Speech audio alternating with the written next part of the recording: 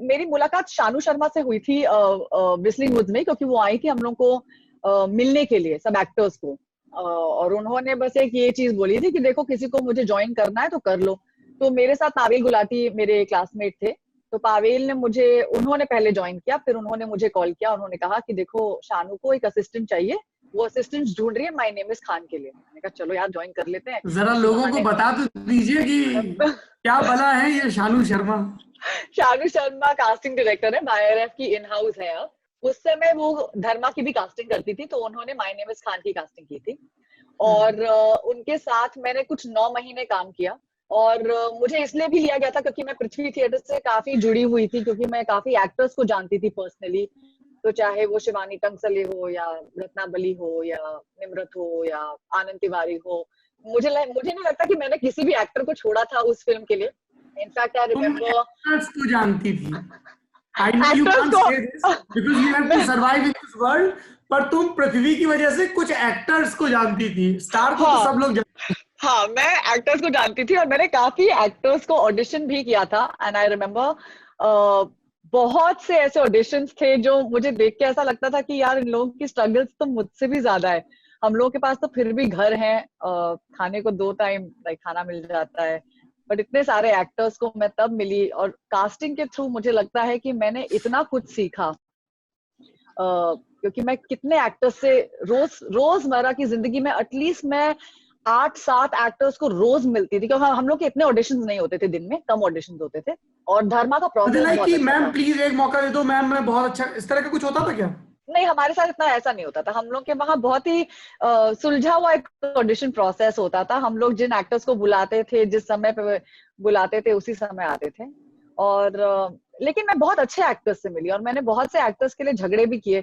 मेरी मुलाकात करण जौहर से हुई, मेरी मुलाकात उस समय करण मल्होत्रा से हुई जो चीफ एडी थे, एकता उनकी वाइफ जो फर्स्ट एडी थी, और वरुण सिद्धार्थ तब असिस्टेंट डायरेक्टर्स थे। तो मैं एक नई दुनिया देख रही थी। मैंने कहा कि यार यहाँ तो मतलब असिस्टेंट डायरेक्टर्स तो मतलब बड़े बड़े फिल्म प्रोड्यूसर्स और डायरेक्टर्स के बच्चे भी असिस्टेंट्स का काम कर रहे हैं।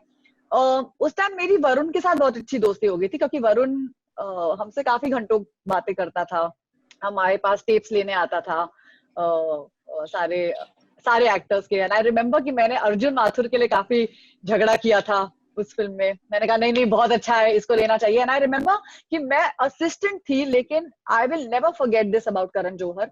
वो एक दिन हमारे रूम में आए, कास्टिंग के रूम में, और हमारी मीटिंग चल रही थी, और उन्होंने मुझसे पूछा तुमको कौन पसंद है इस रोल के लिए। और मैंने फटाक से बोला अर्जुन माथुर। और उन्होंने कहा कि तुमको अर्जुन माथुर पसंद है? मैंने कहा जी सर। और उन्होंने उसको लॉक कर दिया।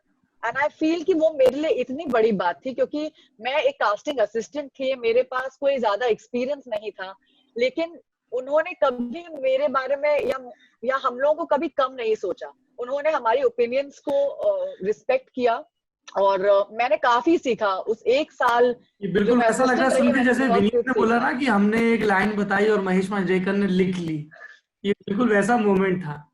नहीं, लेकिन आपको मिलते हैं। आई फील कि लोग बोलते हैं कि इंडस्ट्री ऐसी है, इंडस्ट्री वैसी है। मुझे बहुत अच्छे लोग मिले इंडस्ट्री में, और मैंने जिन जिन भी लोगों के साथ काम किया है मुझे बहुत अच्छे एक्सपीरियंसेस मिले हैं, मुझे बहुत कुछ सीखने को मिला है। और मैं जिसके साथ भी जुड़ी हूँ आज तक उनके साथ जुड़ी हुई हूँ। और आई थिंक समवेयर उसकी वजह से ही मैंने इतना कुछ सीखा है कि भाई लोगों को ओवरनाइट सक्सेस नहीं मिलती है, बहुत समय लग जाता है। और अगर आपको सक्सेस भी मिल जाए तो सक्सेस को मेंटेन करने का एक एक जो तरीका होता है, वो मैंने बच्चन साहब से सीखा जब मैंने उनके साथ अपना पहला शो किया युद्ध। और वो इतना इतना काम डालते हैं, इतना हार्डवर्क डालते हैं अपने काम में। और मैंने कहा यार जब इतना बड़ा मेगा स्टार इतना काम कर सकता है तो मैंने उनसे ये भी पूछा था सर आप टाइम पे क्यों आते हैं आप। हम लोग की काफी बातें होती थी, क्योंकि हम लोग के पास काफी समय होता था शॉर्ट्स के बीच में। वो हमेशा हमेशा टाइम पर आते थे, हमेशा टाइम पे निकलते थे। तो मैंने एक दिन पूछा उनसे, मैंने कहा सर आप हमेशा हमेशा पंक्चुअल कैसे रहते हैं? आप इतने बड़े मेगा स्टार है, मैंने देखा कि स्टार्स कितना लेट आते हैं। तो उन्होंने मुझसे एक बात बोली थी जो मेरे आज तक मतलब दिमाग में हमेशा से बसी हुई है। उन्होंने कहा कि देखो अगर तुम टाइम पर आओगी ना तो कोई तुम्हें कुछ नहीं कह सकता है, तुम अपने समय पे निकल सकते हो फिर।